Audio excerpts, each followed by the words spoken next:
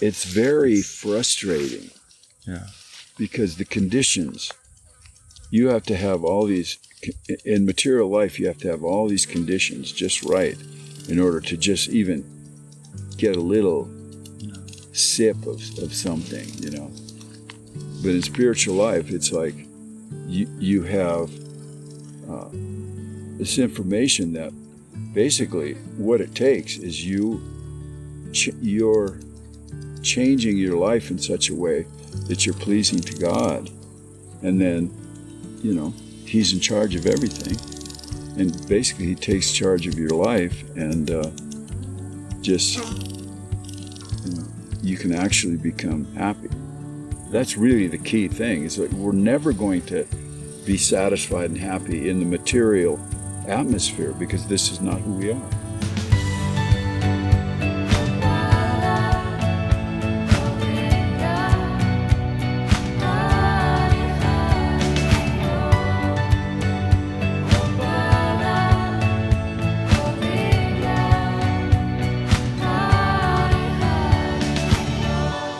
So, a little disclaimer, throughout the podcast, you're going to hear our spiritual master, Siddhasarupananda Paramahamsa, referred to as Prabhupada. And many people, when they hear this title, really, Prabhupada, they think of A.C. Bhaktivedanta Swami Prabhupada, who's brought this movement of Bhakti Yoga to the Western world. But we are referring to Siddhasarupananda Prabhupada, who is our instructing spiritual master or initiating spiritual master. And so Prabhu means master, Pada means feet. So understanding that, it would mean our master at whose feet we sit and receive transcendental knowledge from him.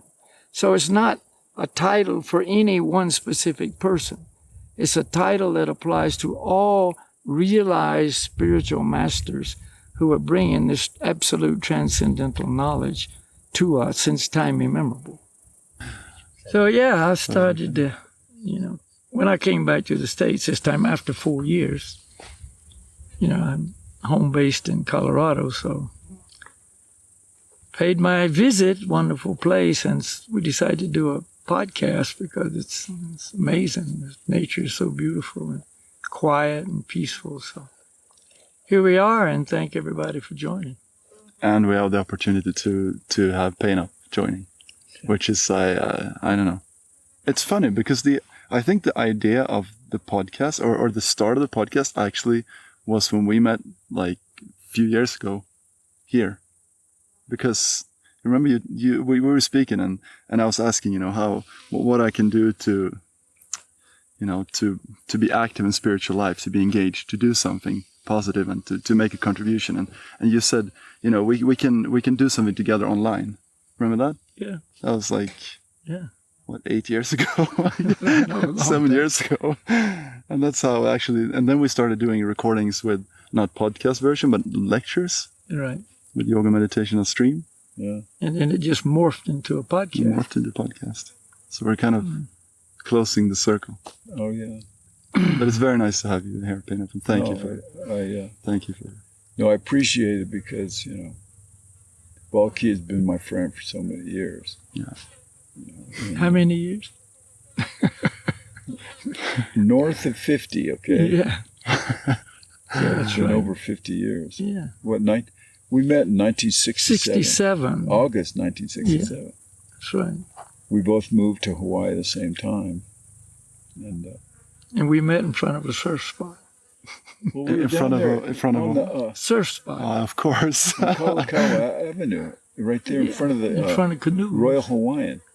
I mean, right there next to the place where the Beach Boys are. Waikiki Beach Center, I guess. That's what it's called. Yeah. Yeah, those. He walked up. I was looking at the waves. He walked up. We're standing beside each other. We just started talking, and here we are. We talked stories for like a couple hours. Then. Yeah. 56 years ago. 56 years ago. And Yeah. we're still talking. Jeez. Yep. That's a long story, but it's been a wonderful journey. Yeah. Yeah, and I want to hear that full story, by the way, and because we have time. Well, And, you know, the interesting part is, you know, I'll remember it one way. Yeah. And then Balakhilya is going to remember it another way. But basically, the thing is we met there on Oahu for those couple hours, talk story. And then we both sort of went our own separate ways I had moved to Hawaii with my parents.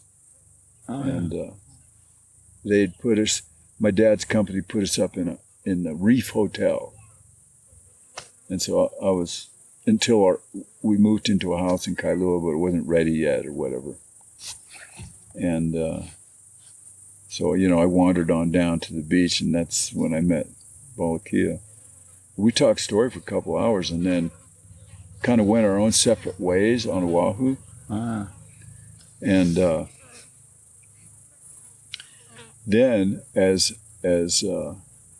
life goes, you know, we both moved to Kauai at the same time. I'd moved there with a buddy of mine who I lived with in the North Shore. It was basically a friend of mine that I surfed with all through high school. And, you know, I had lived, because I was living in Hawaii, he moved over there. Mm-hmm. And so, you know, we were surf buddies. And then we met Balakhilya over there. We were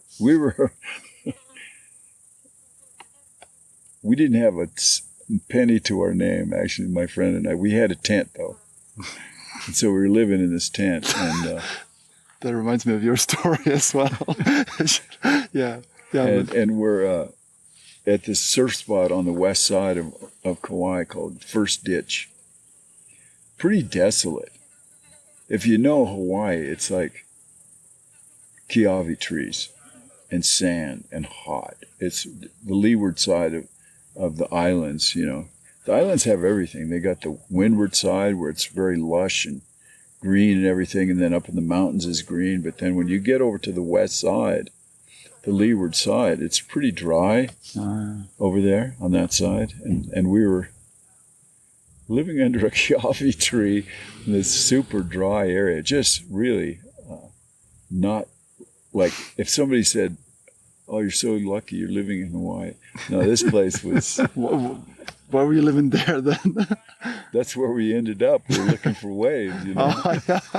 That's the most... And a kiawe tree, it's funny because these kiawe trees are like thorn trees. Oh, yeah. They're gnarly. Yeah, They're really gnarly. I was driving across Texas and I saw this tree. That looks like a kiawe tree. So the next time I pulled over into this park, and there was this Mexican guy was in the park. He's like kind of taking care of the park, and I asked him, "What kind of tree is this?" He goes, "Mesquite." So it's a mesquite. You see mesquite? That's kiawe. So anyway, we were living under that tree, and you know, Balakhilya knows the backstory because I was not involved until he pulled up. And we're like, "Hey, I remember you, blah, blah, blah," you know. And kind of from that point, we reconnected. And that was like 2 years later. Oh, really? From the first meeting. Probably 2.5 years. 2.5 years, yeah. And and then we just started hanging out together. But what was interesting about it was, back in that time, I mean, you're talking about late 60s, early 70s. So there was a lot of stuff going on in terms of cultural revolution, like the hippie thing and all that kind of stuff going on. And we each kind of did our own little thing on Oahu in our own little groups. And then I sort of independently became interested in spiritual things, you know. Mm-hmm. I mean, independent from Balakhilya, you know. And the same for him. So my idea of going to Kauai was, of course, waves. That was important. But also, I had started on this sort of like spiritual journey thing or whatever, however you want to call it, and gotten into yoga. And I read this magazine, Surfer Magazine, and they had this article in there about Reno Abellero, which is he was a, big time surfer at that time. Mm-hmm. And he wrote this article about, or it was about him, or he wrote it or something, but it had about vegetarianism and doing yoga and all kind of this kind of thing. And Jock Sutherland was also on that group. Was he in there too? Yeah. And so my group of friends, we all became vegetarians and stuff. Oh, really? And that was probably 69, somewhere around in there, 1969. And so consequently, it's like I'm learning about yoga and all this kind of stuff. Went to a class one time at Church of the Crossroads and took a yoga class. And then I said, no, I can do this on my own, So I got this big book on yoga and started doing the exercises because, hey, this would help my surfing. That was my first. That was top of mind at that point. The first reason. Yeah. And then just gradually started reading different books about spiritual life and everything. So, I think Balakhilya at the same time, he's doing the same thing. I was thinking because exactly the same thing. He read the same article. Yeah, in Surfer Magazine. Yeah. And it was on the cover. Yep. And that changed my life too. Wow. That's when I did the same thing he's describing, but independent of each other. Yeah. Basically, like, when you write a sentence and then you want to say this, and you write ditto marks underneath. It was just like that. Whatever he said, ditto. Amazing. Yeah, and then so that's the backstory, and then we both kind of converged on Kauai. Yeah. At the same time, and then we kind of linked up, and then of course, whatever stuff we were involved in on Oahu in terms of all the other stuff that was going on at that time, that was kind of already washed out. Mm-hmm. And now we were I had this thing of, well, I want to know what's going on in terms of, why am I here? What's those kind of questions, like who am I and all that kind of stuff. And that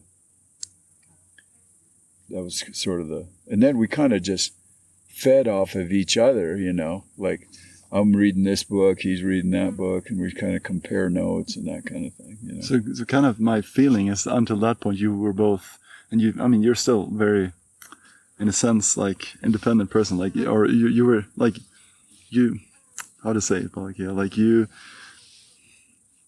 you're not like clinging onto a group, like in that time as well. You were like doing your own thing under those 2 years. Yeah. You were, and you were doing the same thing. Oh yeah, you were absolutely. Like doing your own journey and like 100%, yeah.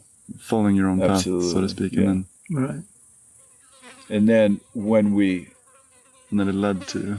And it was very difficult at that time to even stay on Kauai because, like, Balakhilya had some money, he'd saved some money. I was not a money saver, so I did not.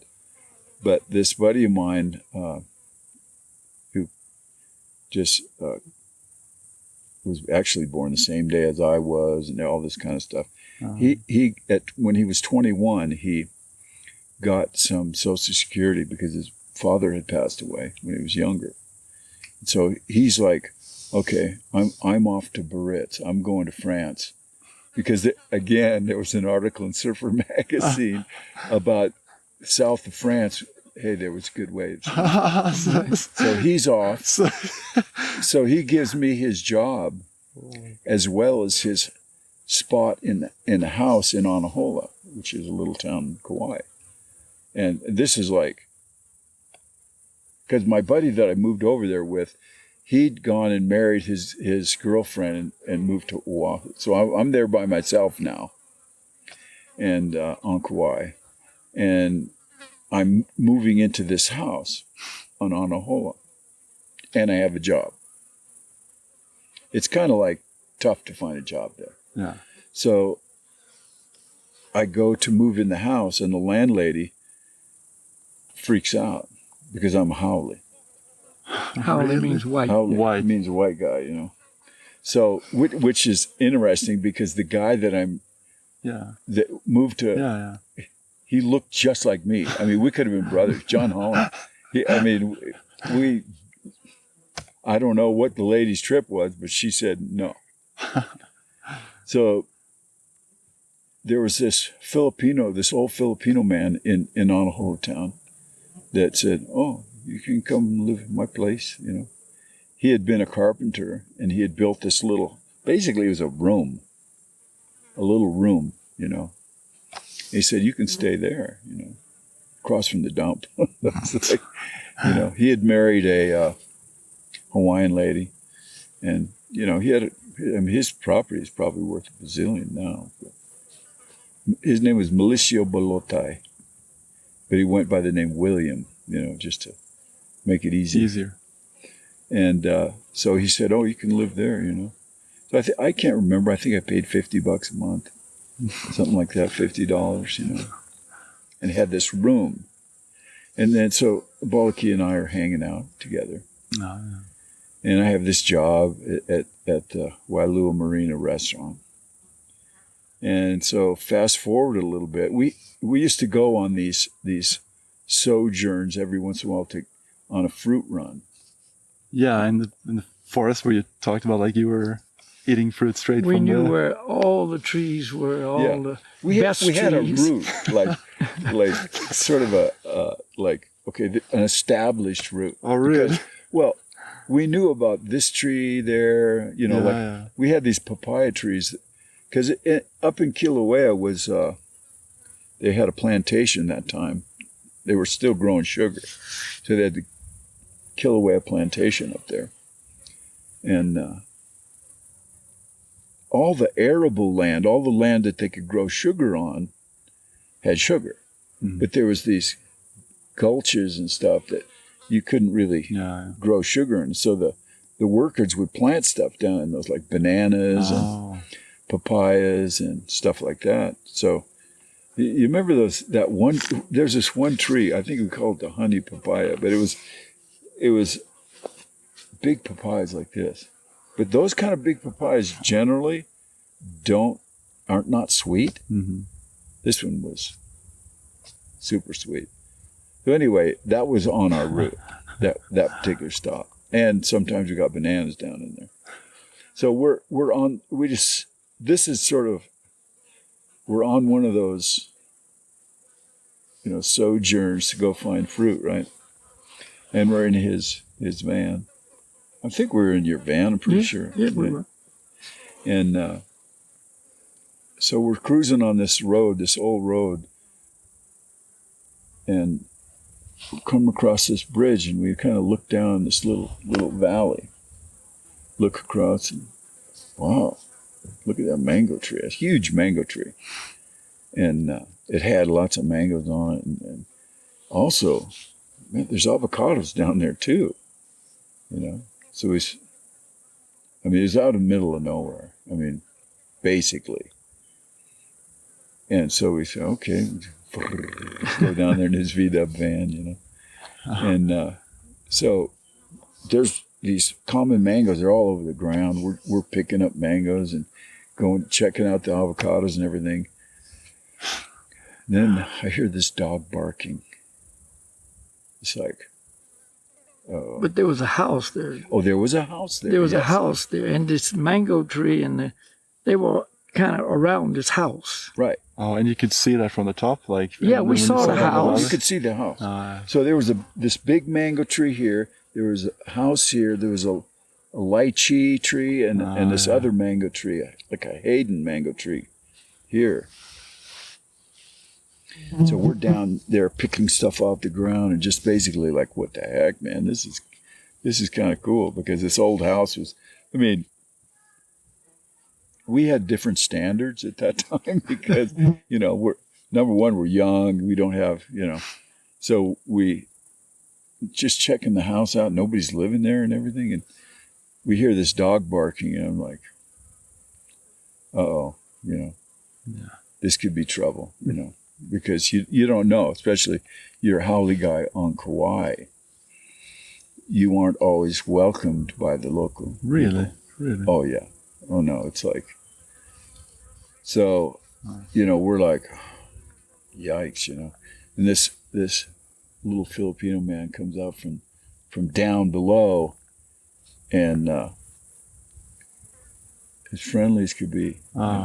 Vicente Hilario, and it was his name. And so we're talking story with him, and so we're just kind of, he's real friendly, and he's not, like getting down on us for being down there or anything. And then he says he's looking for somebody to live there. It's like, Actually, I remember a little different. Okay, yeah, how do you remember? He was talking to us, and he said, "Oh, the haole that used to live here, Yeah. I had to get rid of him because he was growing pacalola, Oh, is that which is marijuana. Weed, yeah. Marijuana." Mm-hmm. And I went, I think that guy was a guy that I bought my first car from. Was that it? white Plymouth. Oh. And I said, "Oh, you rented this place?" He said, "Yeah." And I said, "Oh, would you rent it to us?" He said, no, I don't rent it anymore because this guy was planting Pacalolo, got me in trouble, and so on. I said, we don't use that. We don't do any of that. He said, "I don't know. I have to talk to my wife about it." And he said, I said, "Well, if you would rent it, how much would it cost per month?" He said, maybe $10. He said, "But I got to talk to my wife, Jane." He said, "Come here tomorrow at this time, and I'll bring her. She can meet you guys, and then she can decide." So the next day, exactly that time, we showed up with our best surf trunks on, our best T-shirts tucked in. So, we wanted to look the best we could, And so we met them, and continue. Yeah, and so, we were okay with Jane. She liked us. She liked us. Did you guys have long hair at that time? No. Just like trying to... No. I never had long hair. Okay. No, I never had long hair either. I didn't like long hair because when you're surfing, it like gets in your eye yeah. and stuff. And I'm like, no. And I was in the Coast Guard Reserve, so I couldn't have long hair. Okay. Anyway. Yeah. So... And so, we hit it off with Jane, and she said we could. One more funny point. While we're talking to Jane, and she's kind of really favorable toward us, we could tell. But Shinty was kind of hanging in the background, kind of head a little bit down. He didn't enter into the conversation like he was like. So then after the whole thing, she said, "Yeah, I think we can rent it to you guys." And he came up, and he's really like bashful, and he says, "One thing," he said, "you remember how much I told you it would be?" I said, "Yeah, you said it'd be $10 a month." He said, "I'm sorry, it can't be that. It's got to be more." I said, "Okay, here we go." I said, "All right, how much?" He said, $15. $15. Like, okay, that's all right. We can handle it. You were waiting like 100 or... Yeah, I was waiting. He said, like 15? Oh, okay. So he went, shoo. Oh, wow. Simple people. Simple. And so, Yeah. and actually, so we started living there, and we paid $15 once. For 1 month. Yeah. And then 1 month. And she said, no, but then he said, "You know what? You guys don't have to pay anything," because they liked us so much. Yeah. "You guys don't have to pay anything. Just keep the grass cut down a little bit, cut the weeds." So we had that place for free. Yeah. It was amazing. And this is so amazing on Kauai to have a place, and we're close to Honolulu. To surf spots on the North Shore. It was like, and all those fruit trees in the yard. All the fruit trees. We didn't even name them all yet.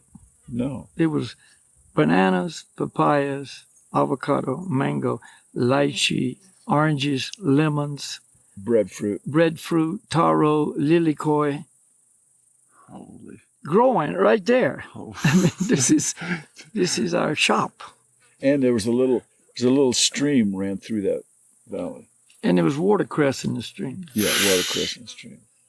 Sounds like edible watercress. wow. Yeah. So, which actually, he was growing it commercially, and they made him stop because they said it had liver flukes in it. But so we had running water. I mean, the house, like up to what our standards weren't that big. Okay, I mean, this house, I don't know when it was built, but it was quite old. Tin roof.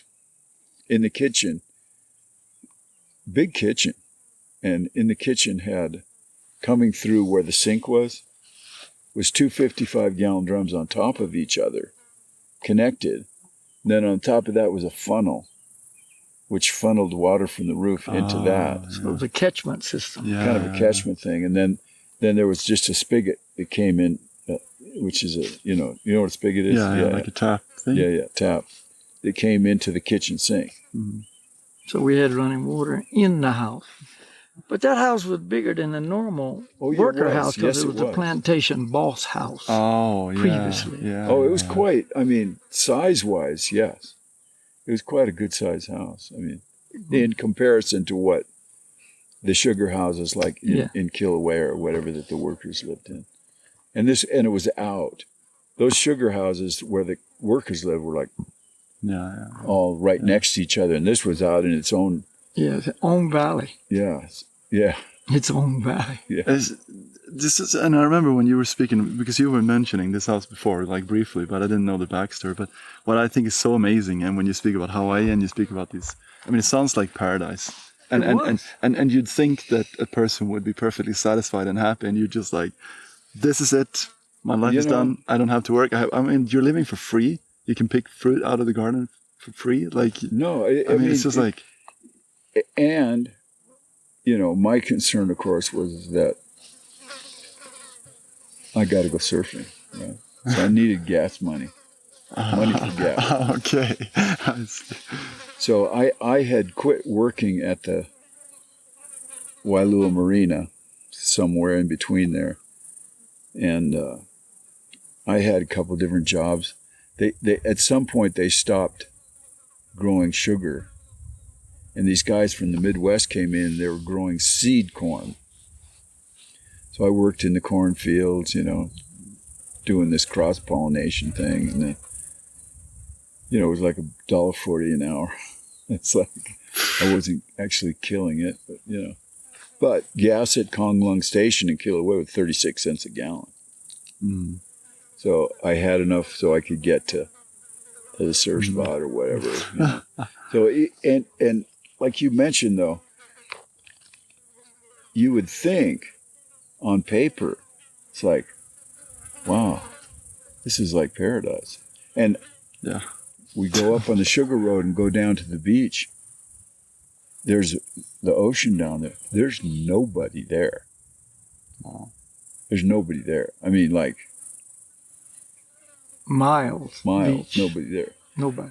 So, but again, even though we had that situation, it wasn't satisfying. It wasn't actually satisfying, You still have these other things going on in your head, whether you're influenced by desires and all these kind of things, and you're just not satisfied by even the most idyllic situation.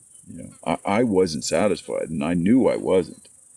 But you just kind of accept it.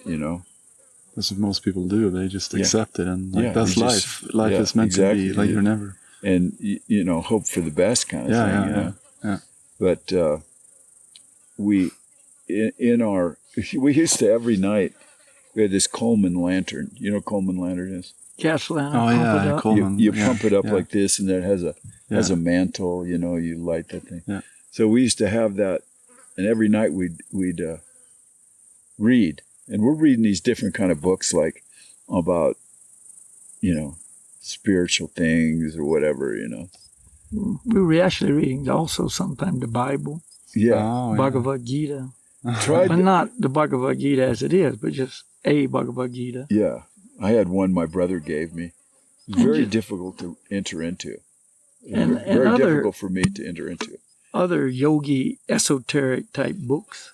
Kind of a little bit from here and there and there. And Yeah, exactly. We were all over the place. And the Aquarian Age Gospel of Peace, that was one that we read. And there were just all these books, And so we got this one book called Autobiography of a Yogi, which was this guy, Paramahamsa Yogananda.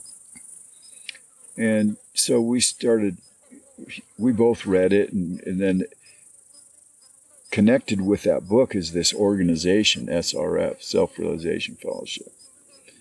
And so, it's funny, I don't even know how we did research at that time, but somehow we found out they have these lessons on meditation and different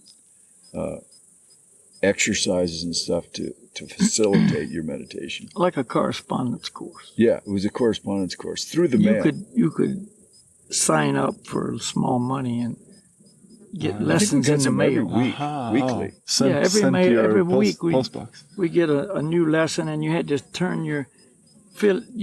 do it and turn in your other one for exam kind of thing, like check-in Yeah, and so it was by mail, post. Yeah, Yeah.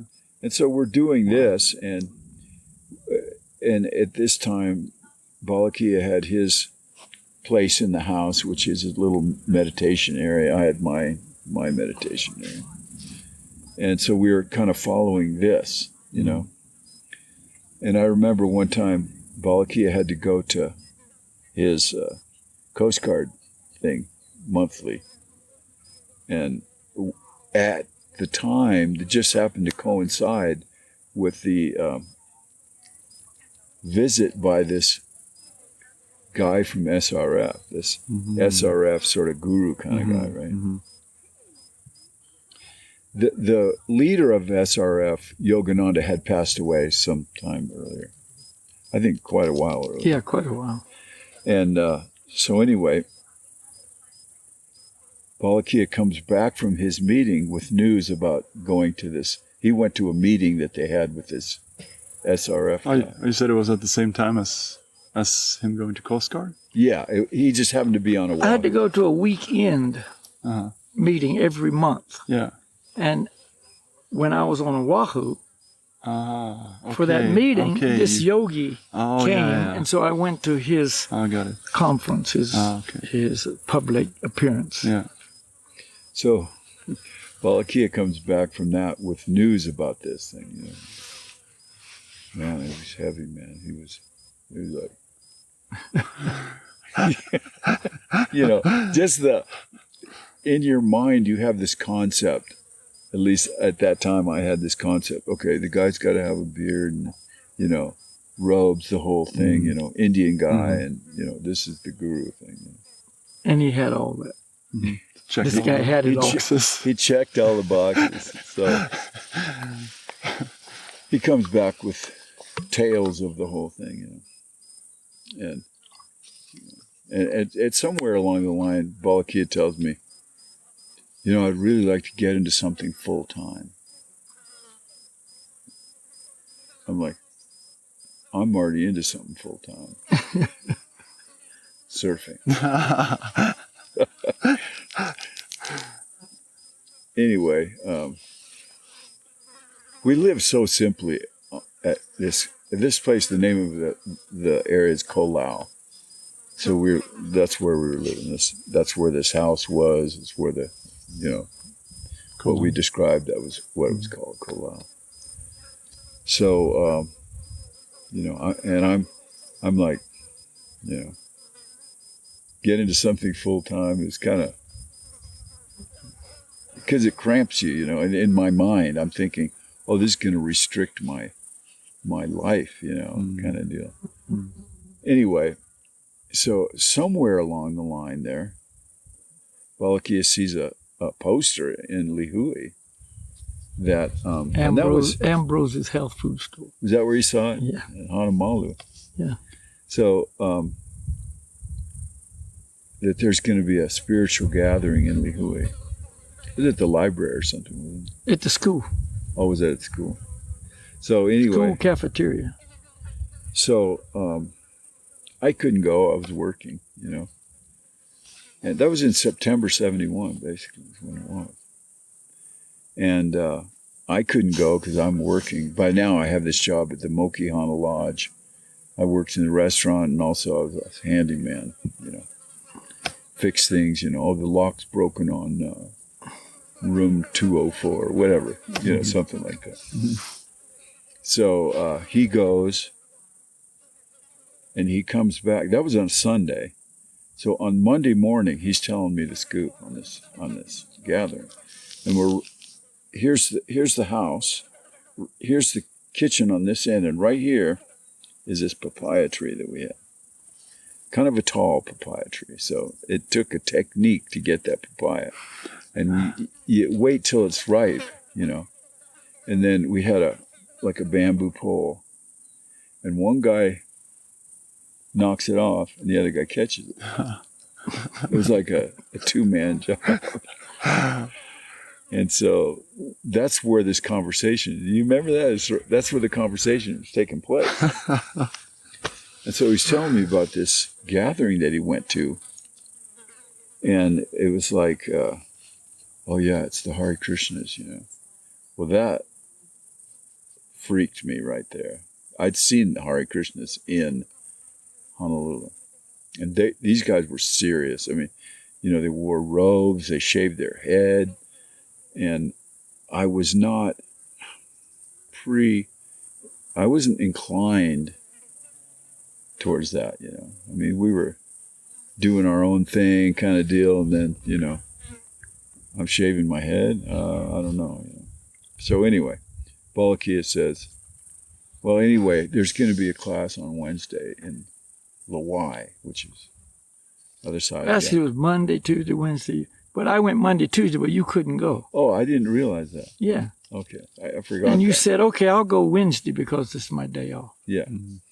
So anyway, Balakhilya is going to this thing, and he's finding out information and all this kind of stuff. And then I go on Wednesday. And we remember this a little differently, but we walked up. It was in this abandoned house.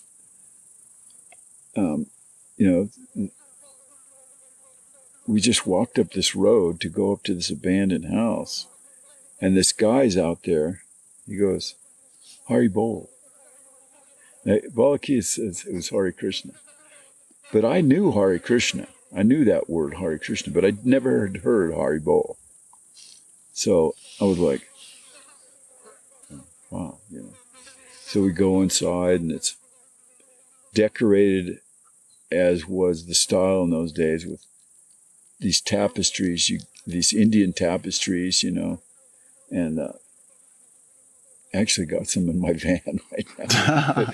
the Indian tapestries, and then had this kind of shelves, and there was it was like a little altar there. And there was two guys. And our spiritual master, Prabhupada, was one of the guys. And he had this little harmonium. This thing was like about this big. And it had, you know, so we had a little artik, little offering. So this other guy, Stuart, was doing the artik, and Prabhupada was chanting. And so we had this artik, and then we're chanting, and I mean, it came very natural. Yeah. You know, I like to sing anyway. You know, I always was a singer. Right. You know, the radio, whatever, I turn on the radio and sing along with it. And then, you know, we chanted for a while, and then Prabhupada spoke. And it was like, talk about checking boxes. It's just like, because I had all this different ideas, all these things. Like this buddy of mine was into Mayor Baba. You ever heard of Mayor Baba? That's probably a good thing if you. He was a popular guru at that time. Yeah, he was in a America. guru at that time. He was a guy. He didn't speak. Oh yeah. I was Rama, I was Krishna, and now I'm Mayor Baba. You know, he was anyway, so Prabhupada spoke, and I had all these ideas or concepts or not really knowing what's going on, you know? Yeah. And he took and just like painted a perfect picture. He said who Krishna was. He said, Krishna is God.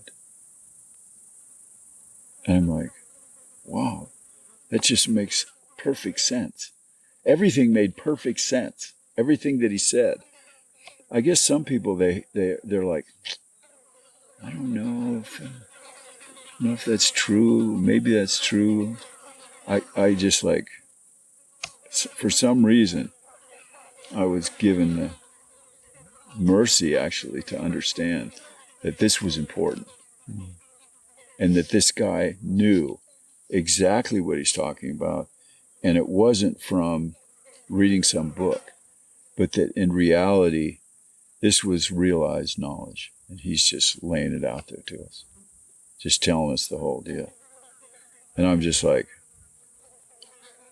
remember we were walking down that road, I was like giddy. I was like, because we'd read this book about finding a spiritual master. It was in that book, Autobiography of the Yogi. And I'm just like, man, I just met my spiritual master. Oh, wow. The only sketchy part was the weak link in the whole thing was me, you know, being able to do the stuff necessary to achieve, you know, success in that. And yeah, that was like the turning point, really. I mean, for me, you know. Then I'm like, okay, you know.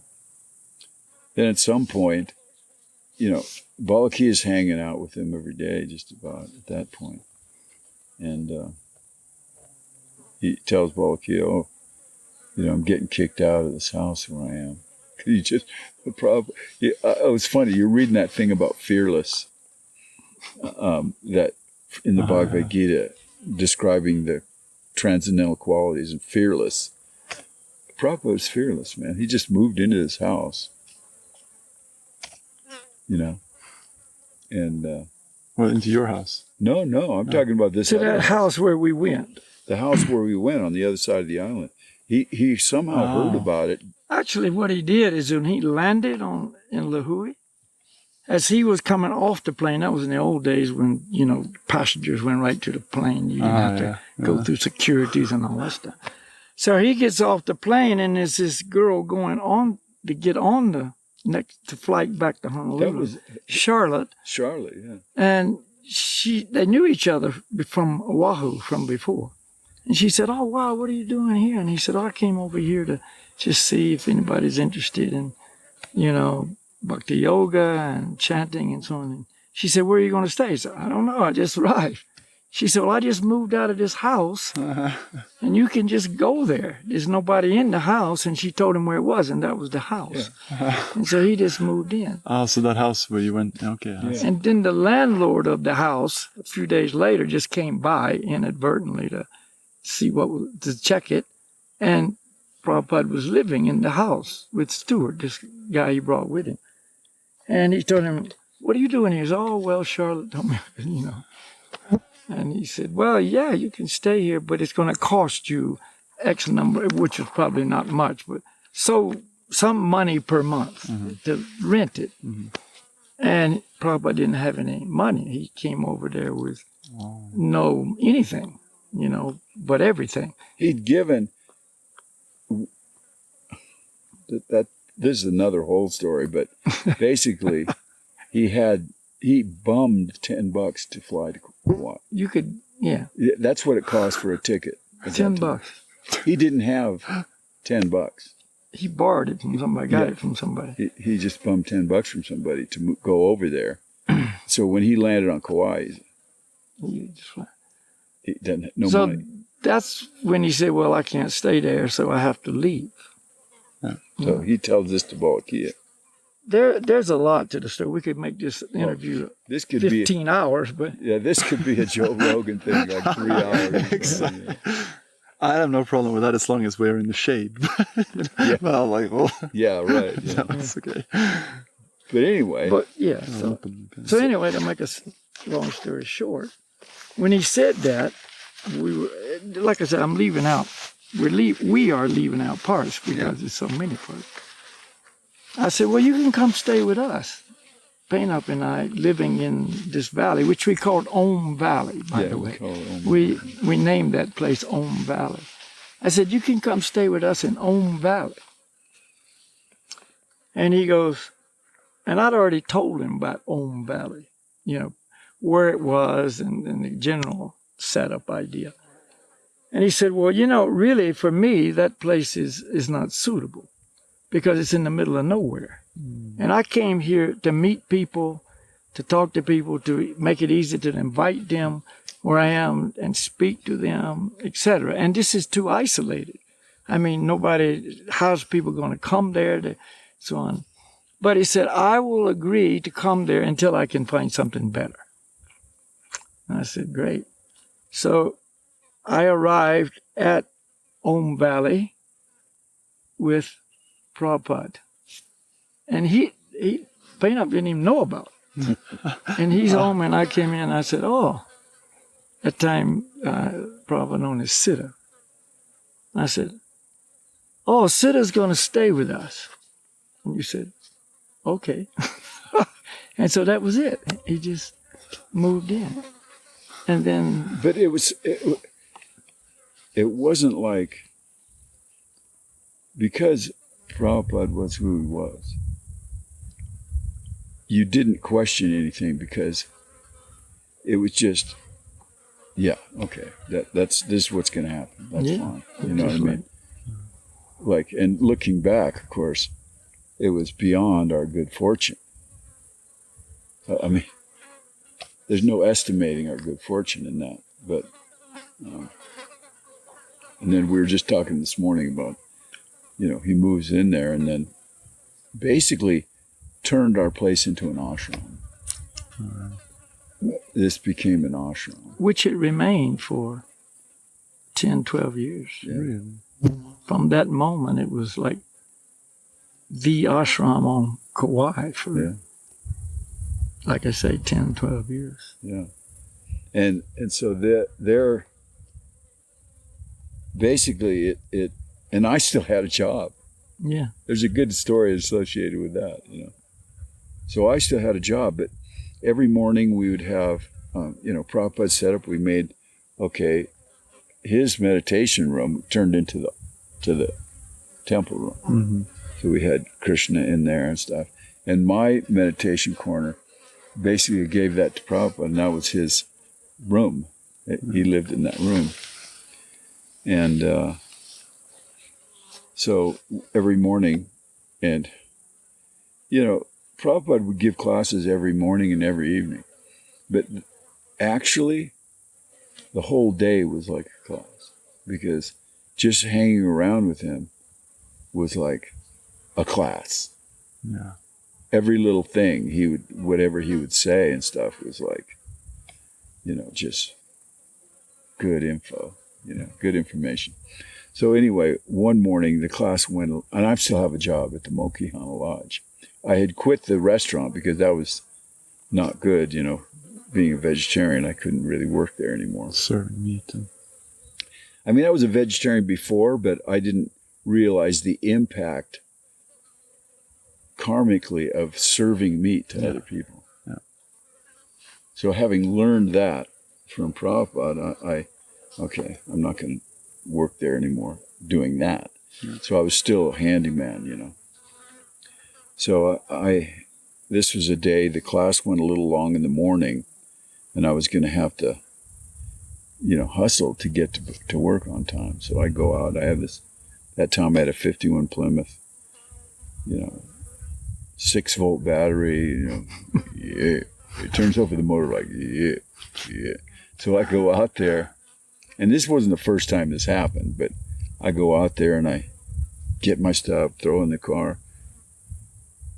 Yeah. Not, yeah.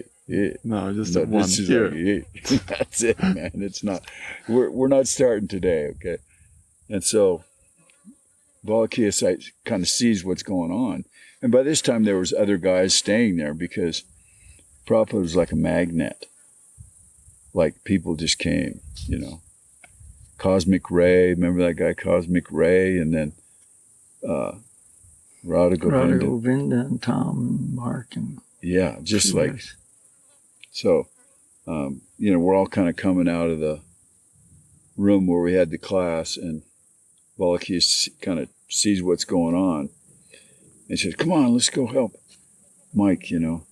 That was my pre-initiated name. We're going to, you know, here, let's help him push the car. Because we'd done this before. And so, you know, guys are coming around to help push the car. Prabhupada says, don't you help him go to Maya?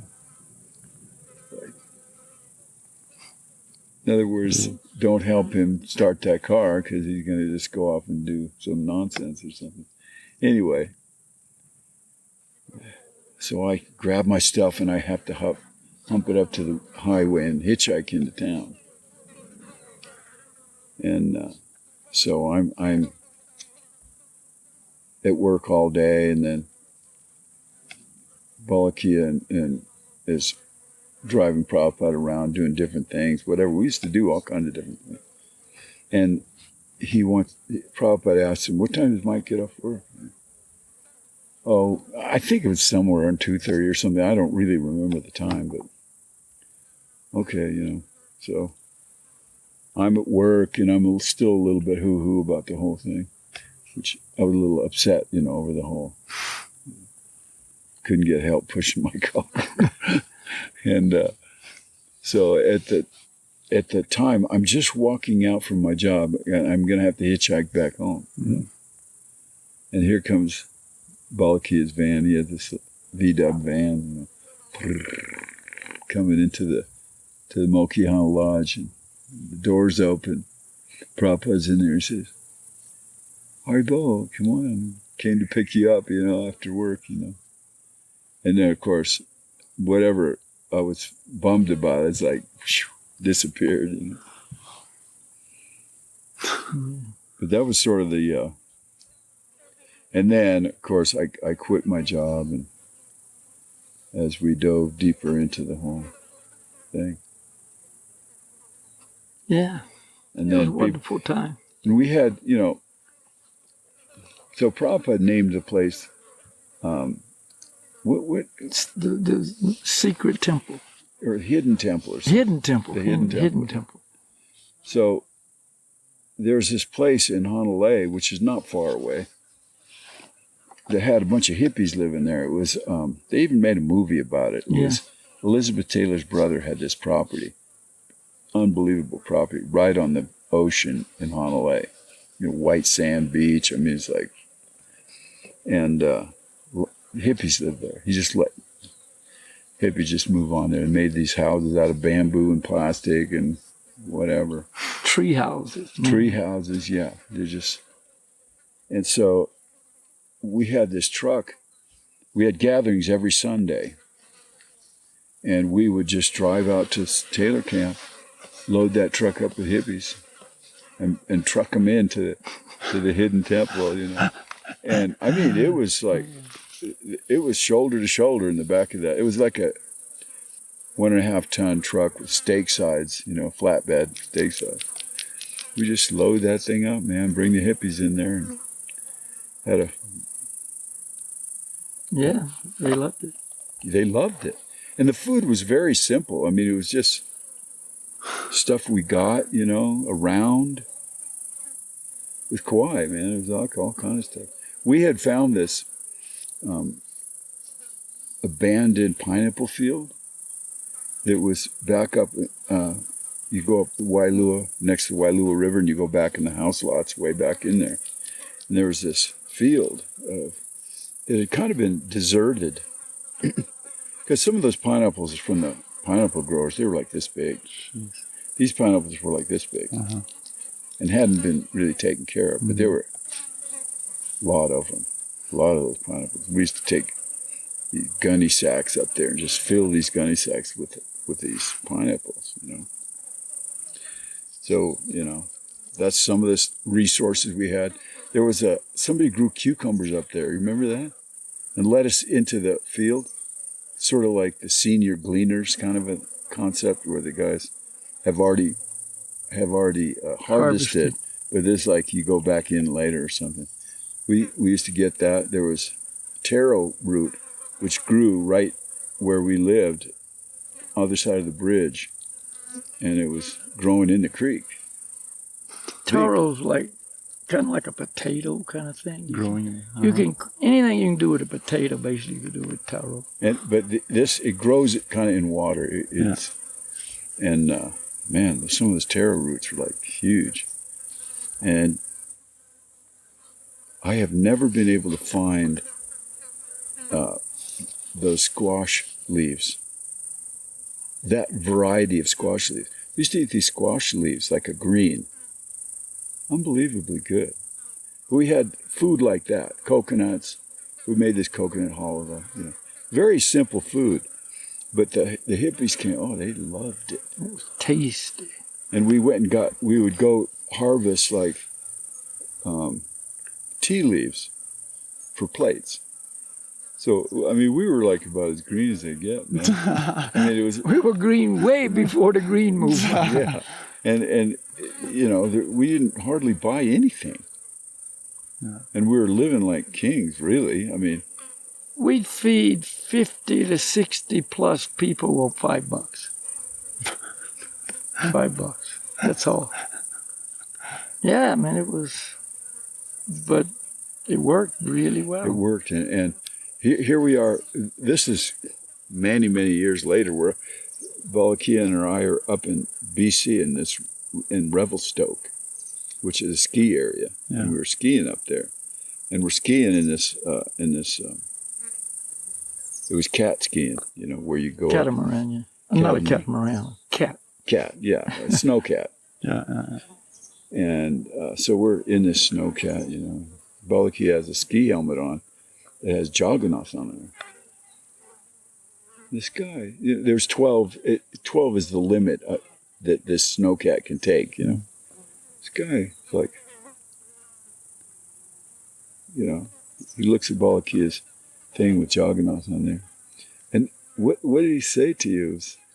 He said, well, I used to go to those feasts, some feast where people had this thing in Kauai years ago. I said, was it at the Hidden Temple? And he was great. Yeah. And he'd been at our feast, you know, and here we are years later. We're talking like years later. I mean, maybe 30. 30 years later. And he remembered everything very favorably. And oh, yeah. Yeah, he was like, wow. Yeah. That was amazing. Yeah. So we had quite an impact back in that time, you know. We were the biggest show on the island. Yeah. I mean, on a Sunday, man, people are like, we're going to the Hidden Temple. But the point is, we had perfect spiritual guidance from a realized teacher. And the impetus to get people to come there for us, like Prabhupada spoke every week.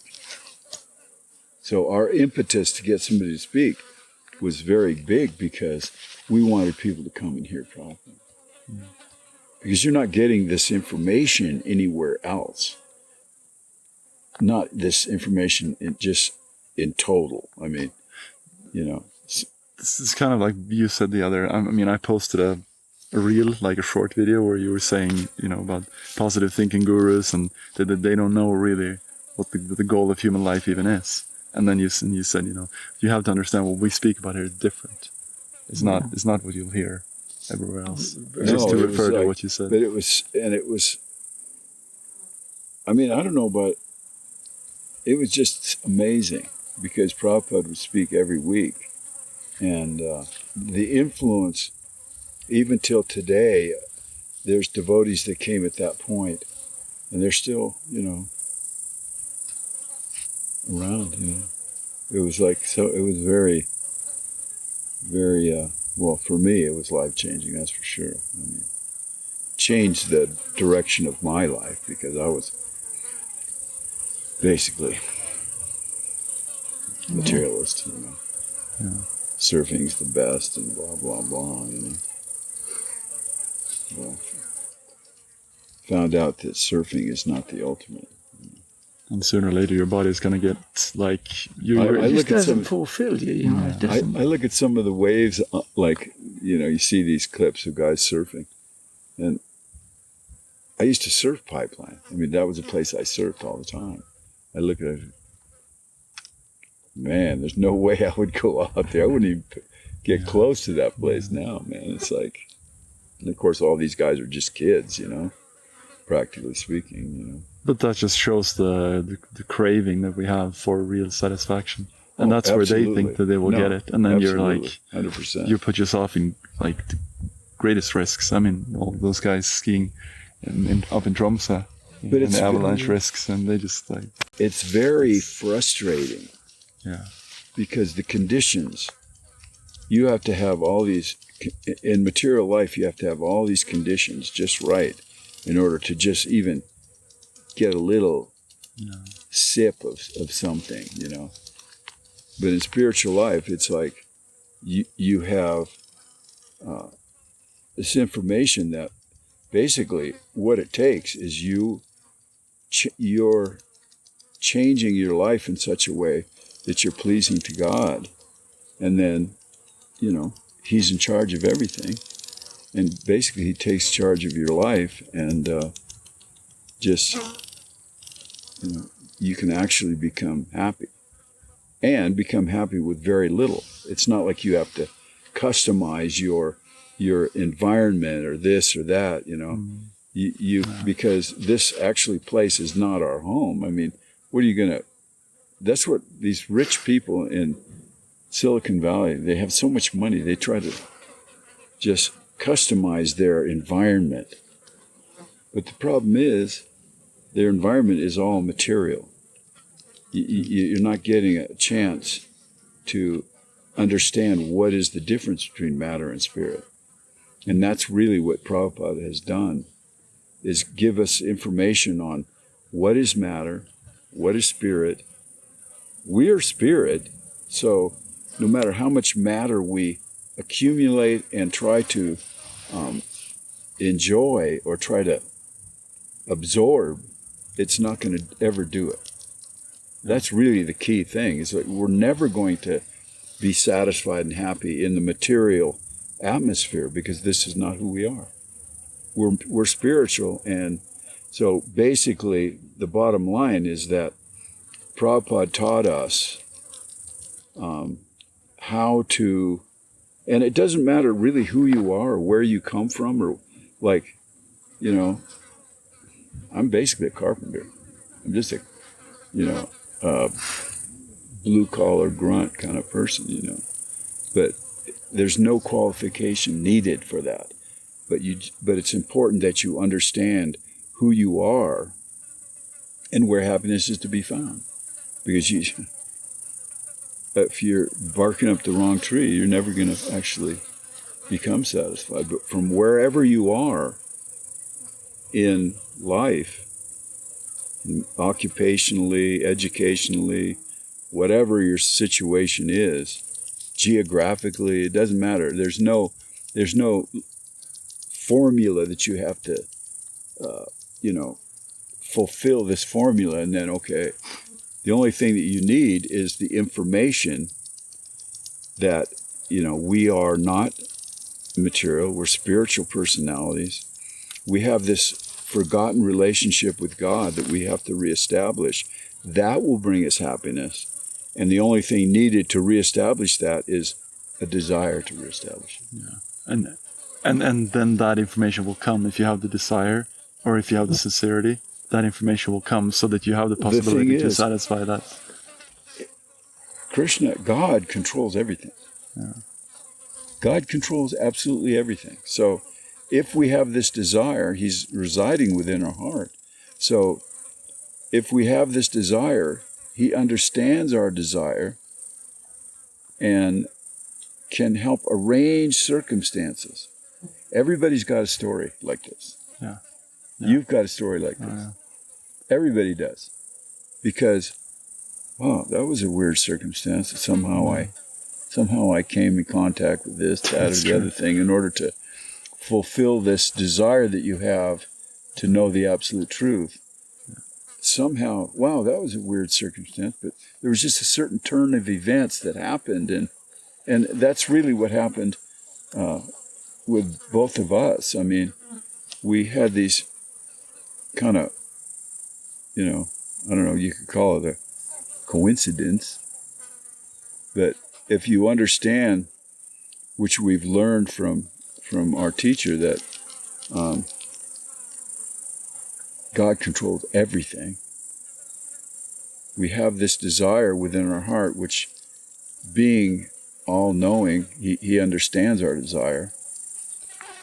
He hooks you up, with the information you need to fulfill your desire. And actually, either materially or spiritually. Yeah, I was going to say. Yeah. He says that in Bhagavad Gita. It's like, he's seated within the heart and is guiding the wanderings of all living beings who are seated as on a machine made of material energy. So we're in that machine, we're on that machine, and so he's guiding their wanderings according to their desires.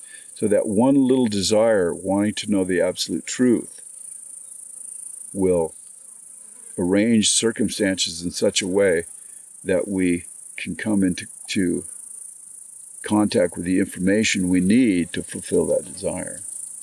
Mm-hmm. So I feel very fortunate that, I met somebody who had the information to give me. But, it's rare. And taking the opportunity now that I'm speaking to you, and I'm usually just speaking to Balakhilya, and someone might look at our podcast and they think, how is it possible to come to that stage where you are, Balakhilya? Like, I mean, to me, you're so special, and the information you have in your life that you're living, I mean, you're inspiring so many people. And so it's hard for you, from the outside perspective, maybe to express that yourself. So I'm thinking, maybe I can get help from Phenop to, like, what's, I guess the question is really, what's so special about you, Balakhilya? What's so special about him? Because I'm just going to say, there's something that comes to mind. You can take the boy out of the country, but you can't take the country out of the boy. Well, we came from different ends of the United States. We had kind of different upbringings and everything. And it's not like there is some special qualification that you need, because the devotees of God are described as Patita Pavan. What that means is savior of the most fallen. And there's no qualification except that one that I described. You want to know the absolute truth. That's it. Some people come to that understanding by some painful situation. Yeah. Some people just, by dint of their intelligence, if they're smart, somehow they, bump into it. Yeah. I don't know. There's so many different possibilities there, Yeah. But that there's one thing in common. That is, you have this desire, and then when presented with the information, you make a choice. Yeah. I want that. Yeah. And one thing about meeting Prabhupada in the very beginning was that I could perceive very clearly this person had something. This person was speaking about a personality. He's talking about God, but he's speaking about a personality that he knows. Yeah. Clearly he knew. So he's not speaking from some book knowledge or something like that. He's speaking from realization. Mm-hmm. And so I had this feeling like, well, I want to know that too. I want to know that what this person knows. And, well, I want to know the absolute truth. This person knows it. And awesome. Basically. I mean, I want to learn from what he knows. Yeah. But yeah, for most people in that, I don't know if you had that, but for most people during that way, the mind will come with all sorts of garbage and then obstacles and, well, I know best, or, you hold on to your previous beliefs, and I just think it's... Yeah, I understand that. I've seen it over the years. Yeah. I didn't have that. By God's grace, I did not have that. I did not like, oh, is this true? I don't know. Yeah. No, I accepted it immediately. And like I said previously, the only sketchy part was, am I going to be able to take the steps necessary for me to actually become successful? And what I didn't understand at that time was that what we really need is the mercy of a devotee of God. That's what we need. That is the essence of spiritual life, is receiving the mercy of a devotee of God. And Lord Jesus came and distributed his mercy. And he said the same, I am the way and the light, and no one passes unto God. And that is a spiritual principle that Krishna, God, basically says, approach me through my devotees. And he sends his devotees out into the world. There's a nice verse in Bhagavad Gita describing this. He sends his representatives out in the world to just bring back home the fallen souls, the wayward souls. And the beauty of the process here is if you chant God's names, the mantras, which that's what we were told from day one. Then even if you don't really have that desire, or you don't have that real interest, or you got all these doubts, if you just chant the holy names, it'll clear that away. Like in the 12th chapter of Bhagavad Gita, if Krishna says, if you follow the principles of Bhakti Yoga, you will develop a desire to know me. And the main principle of all the principles is chant the holy names. And that just, eventually, it could be a long time or it could be immediately, will make it so, yeah, that's what I want. And desires, doubts just kind of like, they diminish or they go away, and your interest increases and your attraction to chanting increases. So that was Lord Gauranga's teaching, chant the holy names. For this age of quarrel, chaos, confusion, doubt, hesitation, contamination, chant the holy names, and that will clear away all these clouds. And I can't say that I existed in a cloudless sky myself. It's just that I knew that Prabhupada had the absolute truth. Yeah, I see what you mean. It wasn't that I was like completely free of, desires to do this, that, or the other thing. I there's no way that I was at that point. But it's just that I understood, and again, this is by God's grace, I understood that he had the information. Like Lord Jesus said a very nice thing. He says, if you want to do the will of the Lord, if you want to do the will of God, you will know that I come from him. So that right there kind of says it kind of encapsulates the whole thing, And then we get instructions. So, okay, God leads us to his devotee. And then his devotee gives us the information like Balakhilya was talking about. Chant God's name. Mm-hmm. If you're a little woozy, a little bit shaky, chant Krishna's name. If you're not shaky at all, chant Krishna's name. If you're a demon, don't have any information or any interest in God, chant God's name. Doesn't matter where you come from. It's described in the Srimad Bhagavatam. If you're full of material desires or have no material desires, chant Krishna's name. And eventually, it's like it cleans like you have this mirror that's super dirty. You can't even see your reflection in it. You can't see who you actually are.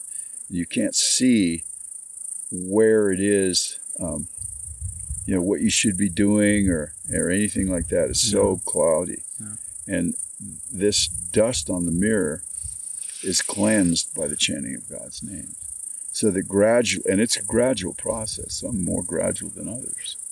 But gradually, that mirror will begin to be cleansed. And you see a little reflection in that mirror of who you actually are. And Krishna in your heart is telling you,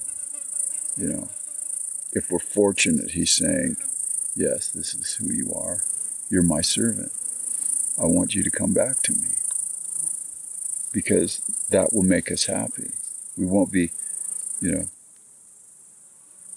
looking for love in all the wrong places, to borrow the phrase, that song thing, Looking for love in all the wrong places. Yeah. Faces.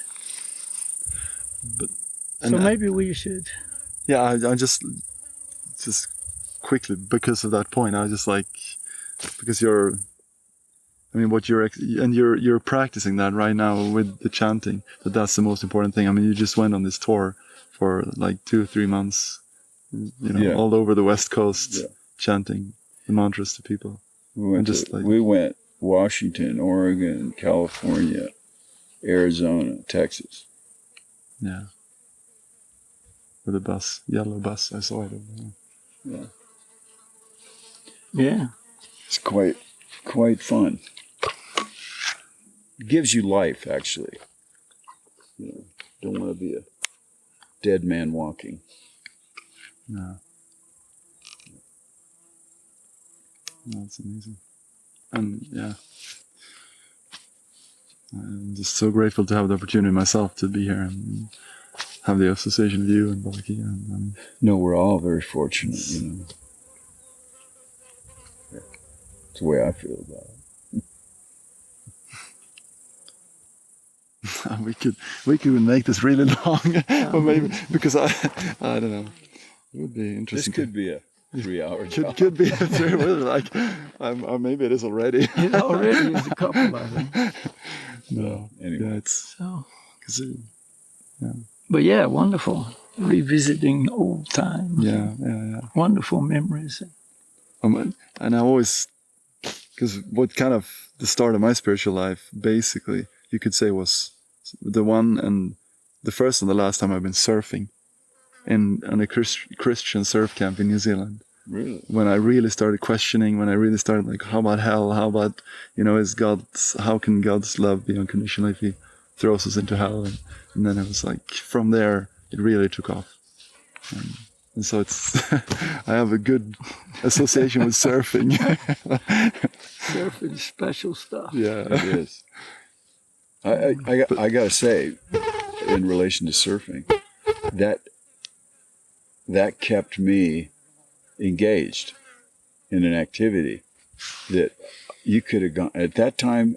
This socially, things were like culturally, things were blowing up. This late '60s, it was going crazy. But that kept me focused on that. Right. I had a mission, even though it was very self-centered and materialistic. But yeah, it kept you out of a lot of stuff. But it was clean for one thing. Yeah, You're in the water, and then you wanted to take care of your body through yoga. Absolutely. Because to surfing. I've had people ask me, "Were you a hippie?" I said, "No, I was a surfer." Yeah, there's no way. I did not. And they said, "What's the difference?" I said, "Well, hippies didn't have anything to do, No, but surfers had something to do every day. every day. You know, hippies just sat around and get stoned. You know, they didn't really have anything to do, No, like but we had something to do every day. No focus, you know. Yeah. But that's nice. I mean, that's a good point. Yes. Oh, That's a good point. Even though it's not the transcendental, activity you're surfing, it's still. I'll say this: it's kept me out of a lot of trouble. Oh yeah. Yeah. And we started out surfing material waves, and we wound up surfing transcendental waves. Absolutely. The waves of the holy names. And let's do it. So Phenop's going to lead today. He's going to chant Haribo Nitai Gor Haribo. That was a nice transition. Transcendental waves.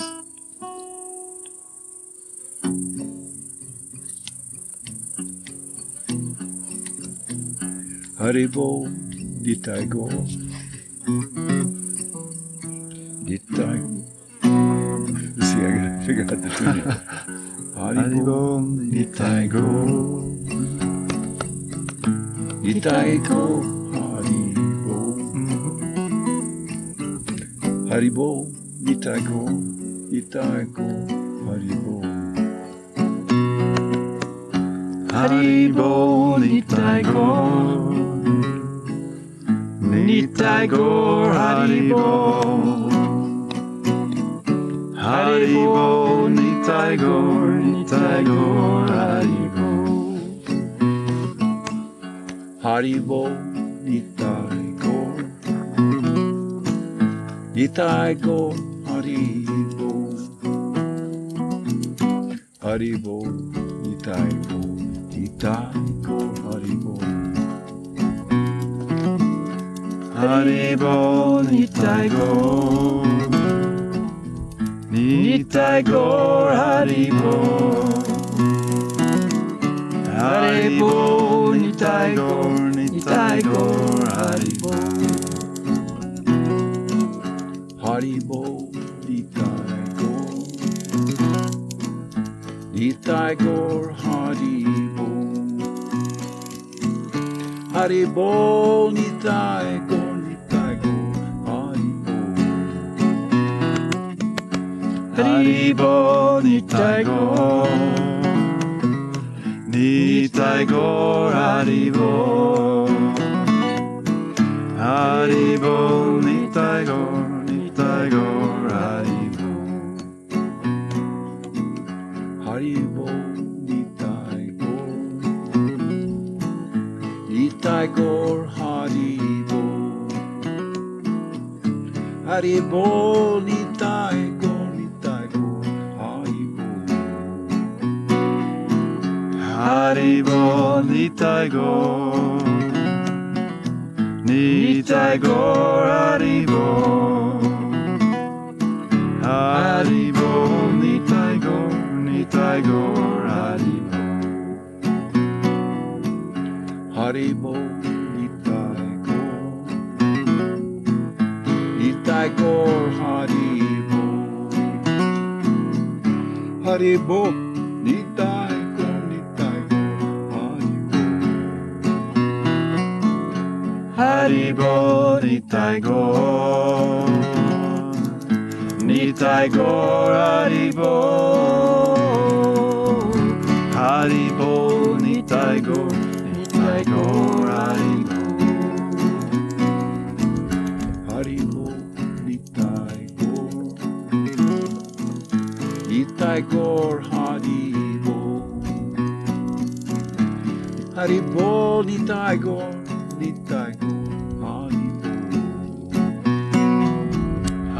Haribo Nitai Gor. Nitai Gor Haribo. Haribo Nitai Gor Haribo. Haribo, Nitai Gor. Nitai Gor, Haribo. Haribo, Nitai Gor, Haribo Nitai Gor. Nitai nitai gor, haribo. Haribo, nitai gor, haribo. Haribo, nitai gor. Nitai gor, haribo. Haribo, nitai gor, haribo. Haribo, nitai gor. Nitai gor, haribo. Haribo, nitai gor, haribo. Haribo, nitai gor.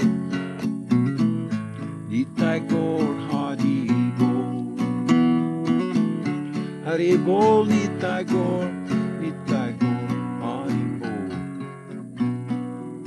Haribo, nitai gor. Nitai gor, haribo.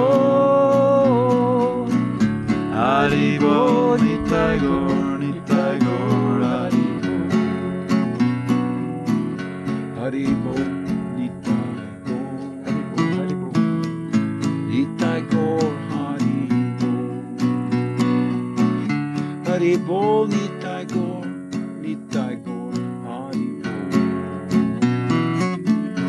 haribo, nitai gor. Nitai gor, haribo. Haribo, nitai gor, haribo. Haribo, nitai gor. Nitai gor, haribo. Haribo, nitai gor,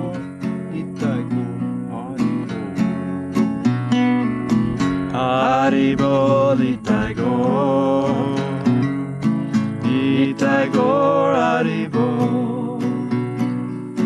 Haribo, nitai gor, haribo. Haribo, nitai gor.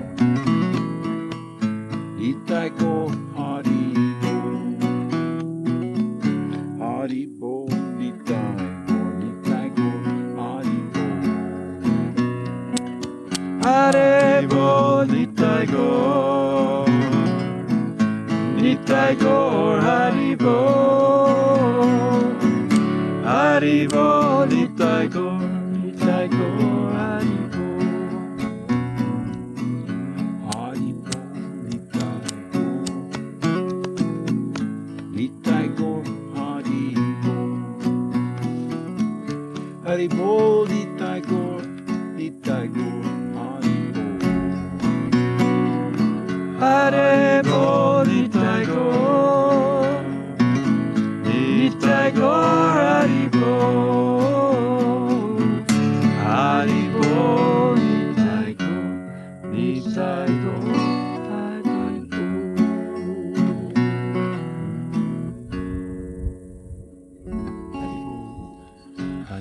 Haribo. Haribo. Phenop, thank you very much for joining Thank you. us. Thank you. Amazing. Yeah. Thank you. Beautiful. Ruben, thank you, Oh, as always. thank you, Balakhilya. Yeah. And we thank all of you who may join us on this podcast. We appreciate it very much. And remember, if you want, leave your comments, share it with other people, and we'll see you next time. Haribo. Haribo. Haribo. Thank you, Pena.